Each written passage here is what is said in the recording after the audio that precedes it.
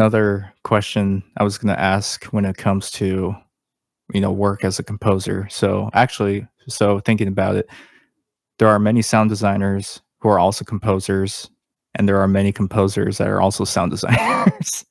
Mhm. um, do you think do you think that affects the decision when potential clients see that and they're like, well, are they mainly like a composer? Or are they mainly a sound designer? Like, what are your thoughts on someone who does both?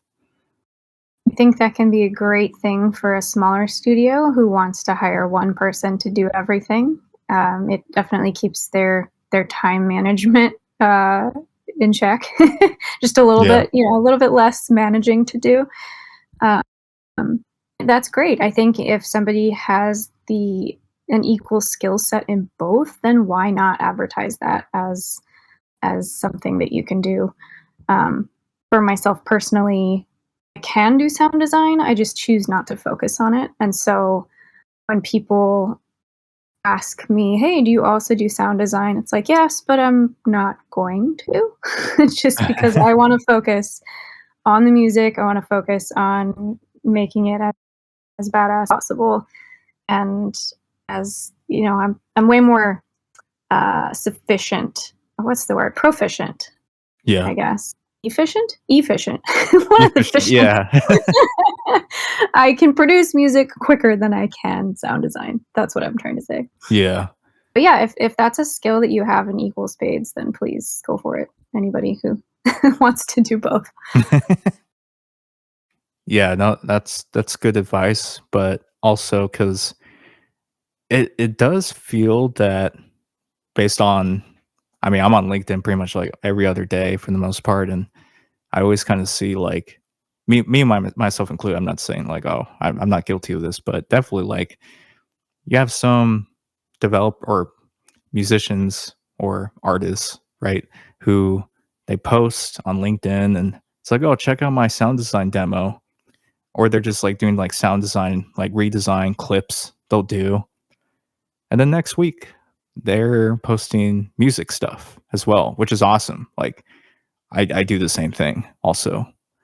Mhm. Um, but it's weird because it almost kind of seems like there's some composers out there that feel like they have to do sound design to maximize the amount of work as possible in Mm. general. Yeah, yeah, I could see that mentality for sure. I don't think it's absolutely essential. I think if you have really good music and you've got the drive and you network, there are tons of opportunities for only music as opposed to music and sound design in tandem. I don't think that's too limiting. At least that has my experience. That's crazy. Yeah, the amount of work that goes into both like sound design and composing like music for a game. Because I work with like a few like indie developers, and it's just interesting like the pipeline or the stage of getting sounds or like sound design work and music for a game tends to always be in the last stage of the development. I don't know. Have you ever had experience where it was kind of like the beginning stages of the development at all? Or I have actually, for River City Girls, both 1, 2, and 0, I guess I've done 3 now. Um, I was called in. I'll speak to the very first game. I was called in right at the beginning of development, so they pretty much had a vision. They sent me artwork screenshots. There was no gameplay footage yet, and kind of descriptions of areas on the map and what they sort of wanted for each area.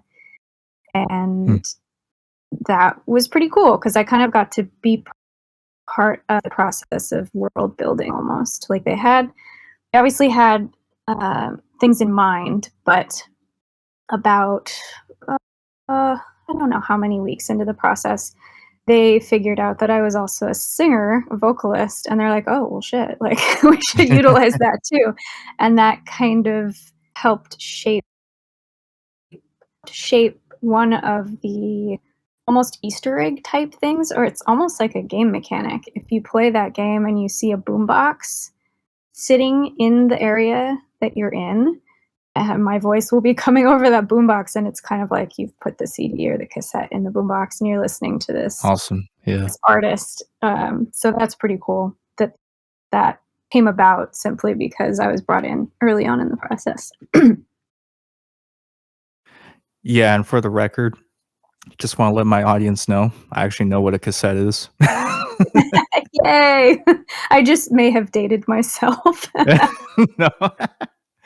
No, it was funny. Yeah, I've had, a previous guest, Rachel Hardy over here, and, yeah, we kinda talked about, there's certain artists and bands that we listen to now that would be considered, like, you know, dated a little bit, 10 years later. So, yeah, I just think it's interesting how music evolves, especially when it comes to compositions for media, whether that's film or video games. But, I mean, do you like, when you're composing ideas or just always sharpening your skills as a composer, are you continuously just making, like, practicing tracks, composing tracks, even if it's not for a project, you're just kinda, making stuff to kinda, like, enhance your skill as a composer? Or, like, what do you do to kinda maintain that? Like, especially when it comes to the creative process for making great Mhm. music. Yeah, good question. I I don't even at this point have any downtime to create for the sake of creating, which is kind of wonderful in Yeah. that the opportunities are plentiful. So I guess the creative process is just synonymous with delivering work. Um, the times that I get to kind of explore a little bit more are with clients that come to me and are like, just do whatever you want, which does happen. So that's kind of where I get to play a little bit and try things that I had previously wanted to try, or when I'm working on my own music to release as a recording artist. This year, I've been trying to release a song every 4 to 6 weeks. Hmm. So those are kind of the times that I get to, yeah, that I get to explore and create kind of for the sake of it.